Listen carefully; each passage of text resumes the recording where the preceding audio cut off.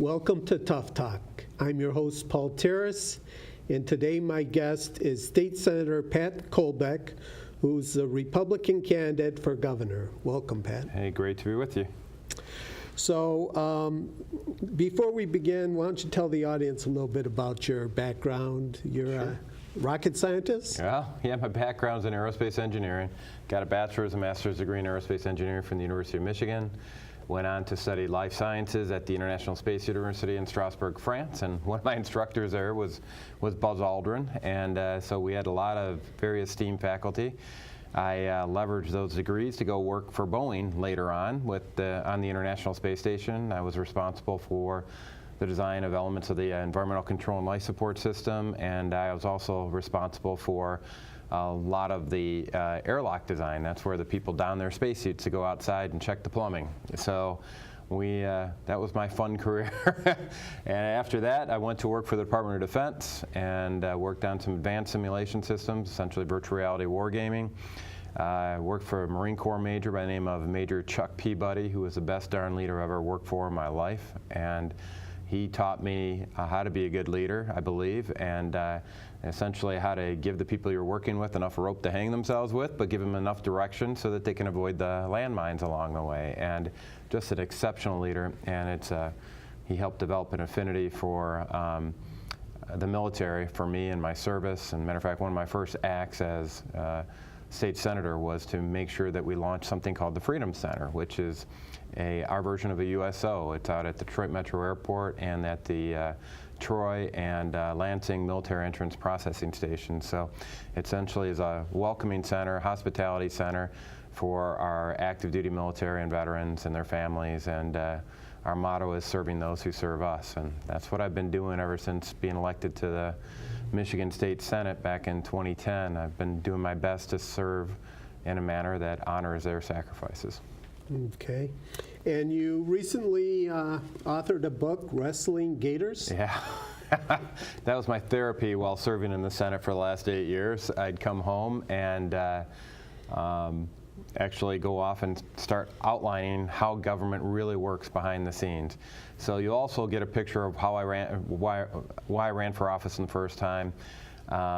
And you also get insights as to how Michigan became the 24th right-to-work state, because I was the one who led that effort in the Michigan Senate, which has really turned around our economy. It's a big deal, and a lot of people would be interested in that alone. But ultimately, what I want to do with that book is to engage the grassroots, get people to understand how they can push the levers of government so that they're actually responsive to the needs of the people and not the needs of the lobbyists up in Lansing. So it's I hope people find it refreshing. I've gotten very good reviews. It's a #1 bestseller on Amazon in 2 different categories already. So it's being well received, and I'm really just want to make sure people understand what's going on up there. We elect a lot of people. They say a lot of good things on their campaign lit, and then when they go up there, something happened. Well, I try to outline what that something is, and I'm blessed to have, during my 8 years of service, I've stayed consistent with what I said I would do for voters ever since day one, and not too many folks can say that. And been voted most conservative senator, not because I specifically say I'm going to be conservative, but that's consistent with the principles that I ran on for office, and I think people appreciate that. Okay. So you've been involved in a number of gubernatorial debates. Yeah, quite a few. How have those gone? Well, I think there's been about 17 of them, and we started off with some debates with Republican gubernatorial candidates, so Brian Calley and Jim Hines. And we did about 12 debates, I think, just with the three of us.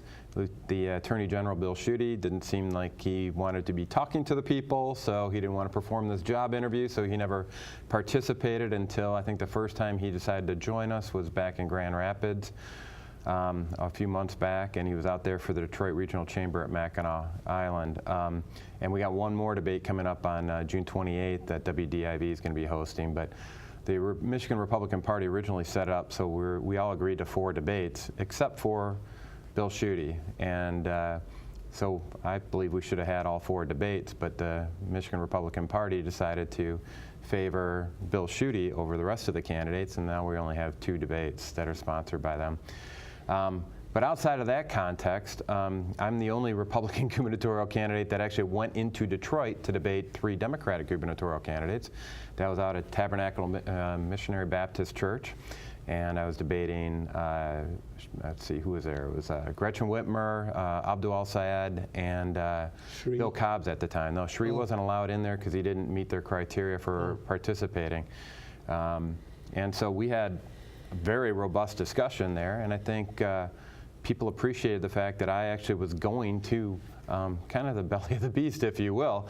We were at, there were about 1,800 people that were definitely biased towards the Democratic side of the aisle, but they appreciated that they had somebody doing straight talk, and maybe tough talk as well, and not apologizing for my beliefs and just expressing why I think that this conservative viewpoint actually benefits people more than what the Democrats have been selling for so many years. And I got a lot of people coming up afterwards that normally would not be voting Republican that came up to me and said, how can I help out with your campaign? And we've seen that happen all across the state because I'm not afraid to go into environments and talk about not just what I believe, but why I believe it. And that's the part that a lot of candidates leave behind. They don't know the why. They just know what their focus groups and what their campaign managers and consultants are telling them that they need to go off and say, but they don't really know why. And so when you get into a debate format, which is probably why Schuette doesn't want to get in any debates, when you get into a debate format where people are going back and forth and you're getting into substance, you got to understand the why if you're going to really make a case to the people. And people have understood that when I'm speaking from the heart. And they can tell. They can tell phony from, and they're tired of phoniness. They're tired of politics as usual. People are really looking for what Reagan used to call bold colors, not pale pastels. And I've delivered that on a lot of different fronts. Matter of fact, I think I was the first Republican gubernatorial candidate, well, actually I am the first Republican gubernatorial candidate to go to the Michigan Association of Government Employees and speak before them. And that's SEIU, AFSCME, AFL-CIO, but because I went in there because as the next executive of the state, those are the people who are going to be executing the duties of the state. And you need to make sure that you have a relationship with them. And we had a great time. And I had people coming out after that saying, how can I help out with your campaign as well? I mean, and I was very outspoken about why right to work was necessary. I was very outspoken about how pension benefits are something that's unsustainable. We need to promote defined contribution or 401k style plans. And they just appreciate the straight talk. That's what people are looking for. Speaking of defined contribution plans, I went out on the website, pulled up the financial statement for the Michigan Catastrophic Claims Association, and I noticed they have a defined benefit plan. Oh, really? Yes. Ah, so interesting. Information for you. That's good to know. That $20 billion plus balance here, right? Which is one way of, by the way, for bringing that up, one of my principled solutions, I talk about principled solutions, that's kind of the campaign mantra because I'm an engineer and I like to talk about how to fix stuff. Around auto no fault, that catastrophic fund is the key to saving us not just 40%, but up to 60% on our current auto insurance rates. And the key is repurposing that fund, bringing it back into the state and state management. And every single year, about $369 million worth of interest is borne on that account. That doesn't go to paying claims or anything else. It just goes into accruing balance on that catastrophic fund. That $369 million corresponds to less than 2% return on investment. Now, for anybody who's done any investments, if you got a $20 billion corpus and you're going to go off and invest it, you can be getting significantly higher than 1.8% return on investment in today's market in particular. And if we got it up to just 6%, nobody would have to contribute a dime to the Michigan Catastrophic Claim Fund, and you would have everything covered for lifetime benefits for those who need it. Well, that's a great idea. I hope that comes to fruition. Got some work to do, but yeah, it involves a lot of cooperation with the federal government as well on that, but we think it's something we can do. Okay. You've been the subject of some controversy regarding some comments you made about the Muslim Brotherhood, and yeah. Well, can you sure. tell our viewers what you said and in what context? Oh yeah, I was at a See Something, Say Something forum where I was joined by Phil Haney, who's a former member of the Department of Homeland Security. He's a counterterrorism expert. I was also joined by a gentleman by the name of Kamal Salim, who has endorsed me for my gubernatorial run, who's a former member of the Muslim Brotherhood. Muslim Brotherhood, just for your background and your listeners, it's a terrorist organization. And that's not just me saying it's a terrorist organization. These are majority Muslim countries like Egypt, Saudi Arabia, United Arab Emirates. And it turns out that one of the Democratic gubernatorial candidates, Abdul al-Sayed, has actually got some very interesting ties to the Muslim Brotherhood. And I had the audacity of highlighting those ties to the Muslim Brotherhood. And they are tangible. So he's got his in-laws are associated with CARE, which is the Council on American Islamic Relations, which is now the executive director is Dawood Walid. When it comes to al-Sayed himself, he is former vice president of the Muslim Students Association. Muslim Students Association was formed by the Muslim Brotherhood in 1963.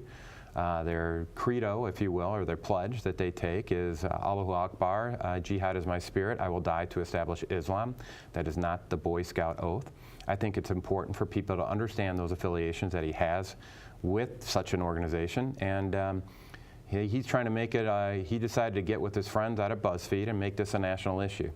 And they decided to hit the press with it, and as a result, I was called every name in the book, as you might imagine, everything from Islamophobe, racist, bigot, etc. And whenever you talk to al-Sayed on this, of course, he just sits there and plays a religion and race card on it, and he doesn't address the actual core issue of affiliations with the Muslim Brotherhood. So I want to make sure that he's held accountable for those affiliations. And so bringing that up, though, you get, obviously, there's an old expression, especially in politics, that if you're not catching flack, you're not over the target. Well, we exposed those associations. And the strange thing that happened here, and when the media, when people hear my explanation about why I highlighted those associations and what the evidence was that I provided, people are on our side overwhelmingly. We have people like Nolan Finley, for example, at the Detroit News, who's gone out of his way to appease Abdul al-Sayed in his campaign for governor. And when my wife approached him on Mackinac Island at the Detroit Regional Chamber Mackinac Conference and said, you keep saying that these associations are unsubstantiated, I can walk you through all the substantiation. He said, I don't want to hear it. And that's what's happening. And case in point, I don't know if you remember the Michigan Press Association forum a while back, and we had 150 members of the Michigan Press Association. All the gubernatorial candidates were up there, and a question around the affiliation a question came up around Sharia law, and I talked about Abdul al-Sayed's associations with the Muslim Brotherhood, and I highlighted that contrary to what he is talking about in the media and what the media is talking about, I love everybody. I love Muslims. As a Christian, I'm very. I'm not out there preaching hate. On the other hand, the response from Abdul al-Sayed when I said that was, well, you may not hate Muslims, but Muslims definitely hate you. That is the definition of hate speech. And you know what? He wasn't called out on that by anybody in the media.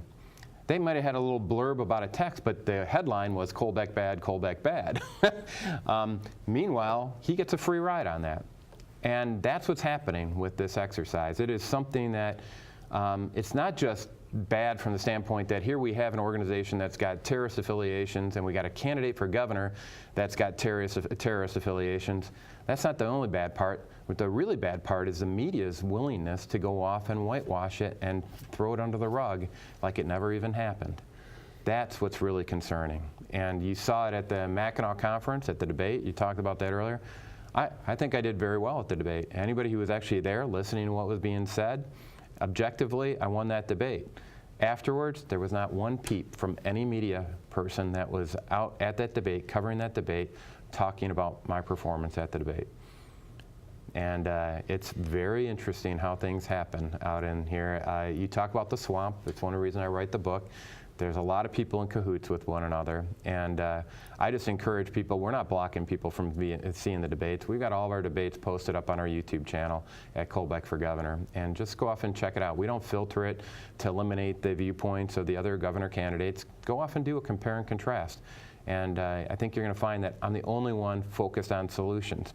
That's one of the reasons that Abdul, is pushing this. Him and his allies are trying to take us off that core message of talking about solutions to fixing the roads, auto insurance, health care, taxes, whole 9 yards. That's our focus. I did go to your website and saw so many solutions. I mean, it was amazing. And you've served on, is it the Education Committee? Yeah, I served the Senate Education Policy, yeah. And so I think you were critical of the social studies standards. Yeah, absolutely. Yeah. Would you like to take a minute and tell us your concerns about that? Yeah, it seems like every decade or so they go off and try to revise our social studies standards. And they did this back in 2015. They started floating around a proposed set of social studies standards for public comment. Well, I participated in that public comment.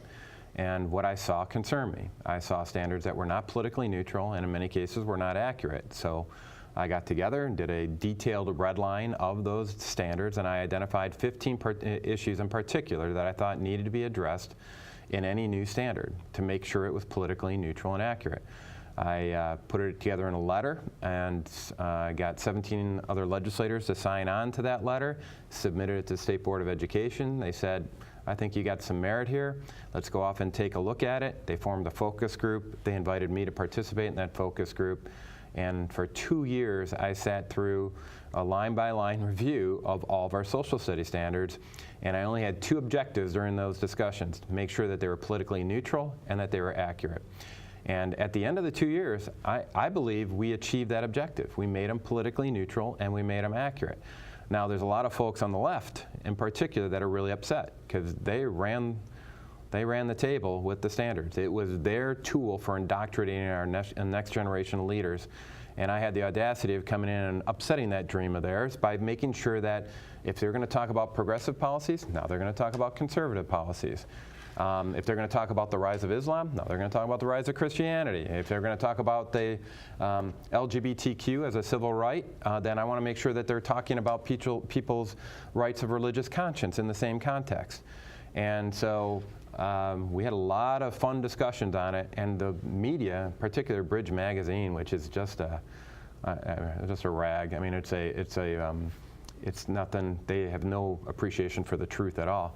They're claiming that I scrubbed references to the Ku Klux Klan and all this other stuff because they're trying to create this image of me as a racist, just like Abdul al-Sayed has. And if you look at the people who've endorsed me for this run for governor, and you did a DNA sample of everybody's endorsed me, I think we got the whole globe covered. This is just ridiculous on its surface. But they're trying to push this narrative. And I never lobbied for anything to be taken out of the standards, with the possible exception of global warming, because they already had that covered ad nauseum in the science standards. This is not, how many times do you have to go off and repeat the same trivia out there? And frankly, it's not substantiated. I don't adhere to it. As somebody who's been in engineering and science for 20 years, somebody who's actually responsible for designing a life support system, let's just say the science behind what they're talking about is just a bunch of hooey. But having said that, the only reason we really pressed and were successful at getting rid of it is because it's already in the science standards. Everything else that's out there, all these other stories saying we tried to get rid of references at KKK, no. if anybody, the Democrats are the ones who don't want references to the KKK, or at least the true history of the Ku Klux Klan, because they were the militant arm of the Democratic Party. They were an anti-Republican organization. It just so happened that most of the Republicans in the South were actually black. And so when you hear that they were an anti-black organization, that's convenient for them in the history books because they can make it an issue of race. It wasn't an issue of race, it was an issue of ideology. And we made sure that every reference that we had in these standards were historically accurate and that they were politically neutral. Okay. I think I saw that also there were over 1,000 whites that were lynched by the KKK. About 4,500 lynchings, if I remember correctly.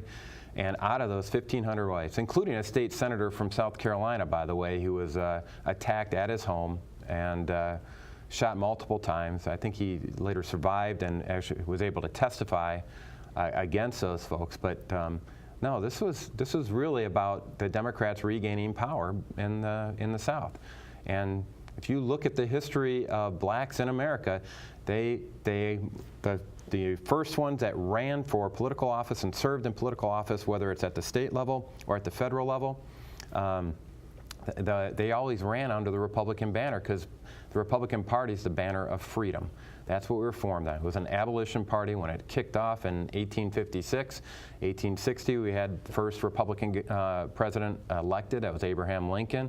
And it was very much about restoring freedom and kind of getting back to, as Martin Luther King Jr. said, fulfilling the promise that we had in our Declaration of Independence. Okay.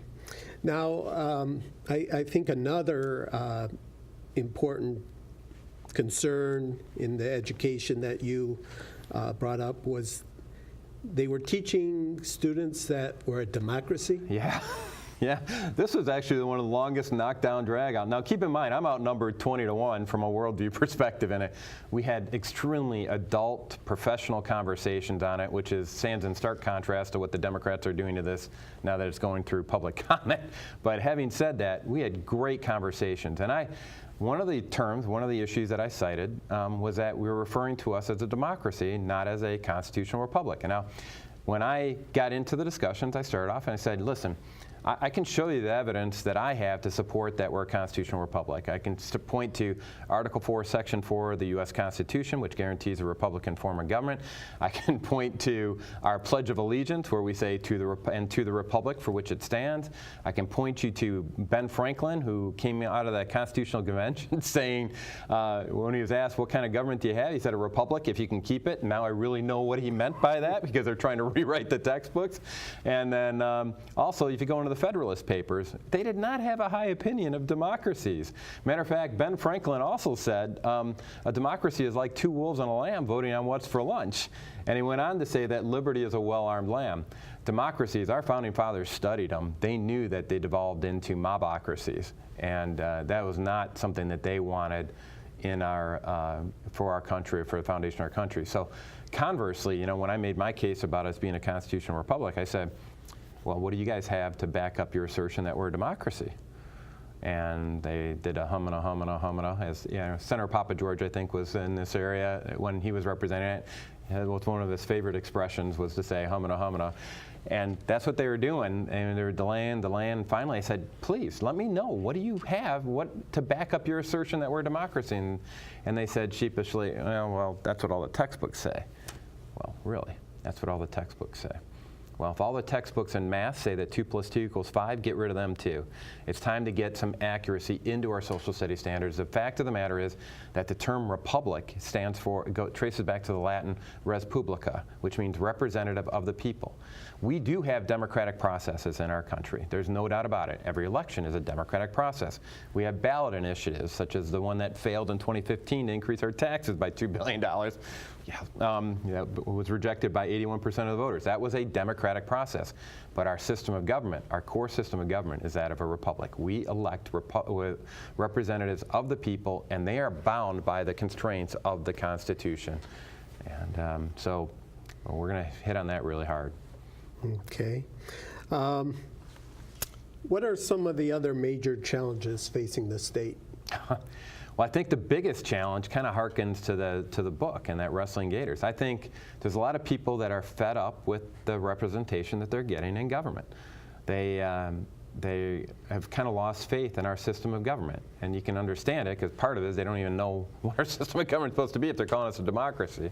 So you have to understand how our government's supposed to work, and then make sure we have people elected into office that are executing in accordance with its, in engineering parlance, their design specifications, right? We've been using hammers for everything except for pounding in nails for the longest time. It's time that we actually use our system of government as it was intended to be used. And I want to make sure that we restore that faith in our system of government. Now, there's a lot of different policy issues below the surface that actually help people get that confidence that we've got people looking out for their best interests. And one of those policies is something that you're not going to hear any lobbyists up in Lansing pushing for, but it's very important to the people outside of Lansing, and that is elimination of the state personal income tax. And the senior pension tax goes right along with it, by the way. That's really important because from a variety of perspectives. One is about freedom, so it's economic freedom. I mean, essentially, whenever the government taxes you, they think that they know better what to do with your money than you do. So you've got to recognize that. There are cases where you need taxes. There's no doubt about that. But some people up in Lansing extrapolate well beyond what the purpose of government is into making sure that they enrich their own coffers, and they use taxpayer money to do that. I'm pushing for income tax elimination for a variety of reasons. Number one, we got an issue with population. We're losing, I mean, we're the only state in the whole country that lost population in the 2010 census. And I helped remedy stem the tide a little bit with the passage of right to work, because they were all going to right to work states by a 3-to-1 margin, because that's where the jobs were. But if Michigan eliminates the state personal income tax and we retain a 6% sales tax, now we're competing with some of the fastest growing states in the country on economic policies. So Florida, Texas, Tennessee, 0% income tax, 7% sales tax. Michigan, if we go 0%, 6%, all those people were expatriated during the Granholm years, during the last decade, we can say, come on back in, the water's fine. Michigan's starting to respect the people that live here more than the lobbyists up in Lansing for the first time, and they're prioritizing your ability to make investments that matter most to your family. And oh, by the way, from an economic development perspective, most small businesses are taxed as pass-through entities at the personal income tax rate. So essentially, you're giving an incentive to every single small business here in the state that is taxed as a pass-through entity of 4.25%. Right now, the economic policy in the state is one of picking winners and losers. They use this organization called the Michigan Economic Development Corporation and the Michigan Strategic Fund to essentially gamble with about $1 billion worth of taxpayer money that ends up just paying off friends and families. They use it as a nice little carrot for them to enrich their own coffers. Meanwhile, the rest of us, we get the table scraps. I'm tired of that. Our Constitution, our Michigan Constitution, which we don't talk about very often, states right up front in Article 1, Section 1 that our policies are meant for the equal benefit of all of our citizens. And one way of accomplishing that is with these broad-based economic development incentives, and it starts with the elimination of the state personal income tax. Okay. We have about a minute left. Yeah. I just want to ask you, how is your campaign going? It's actually going great. So you remember when Trump was running here in Michigan, he couldn't keep signs in stock. Same thing's happening to us right now. I've got folks that are coming up to volunteers that have bumper sticker, Colbeck for Governor bumper stickers at gas stations, and they're coming up to them and saying, hey, that's the guy I'm voting for. And I go, really? And I go, not only am I voting for him, but my whole GM UAW local is voting for him. And I'm the guy who led right to work here. So they realize they want somebody who's genuine, that is looking out for their best interests. And that's not an isolated circumstance. I mean, we can't keep our signs in stock. We're on our third purchase now of a large purchase of yard signs. The latest poll that I saw had 38% of the voters were undecided. So I haven't seen a yard sign up there for somebody named undecided yet. I like our chances. I think we're going to win this. Okay. Well, I want to thank you for taking time out of your busy schedule. Great to be with you, Paul. Best of luck to you. All right, knock 'em alive.